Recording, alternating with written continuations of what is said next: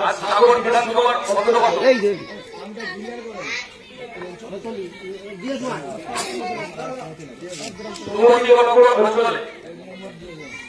1 নম্বর গ্রাম পঞ্চায়েতের অধীন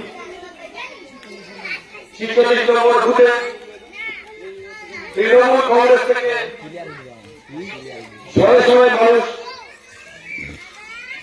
ইয়ামিন ভাইয়ের নেতৃত্বে এবং দক্ষিণ 24 পরগনা জেলা কমিটির সদস্যবৃন্দ আমাদের আছি।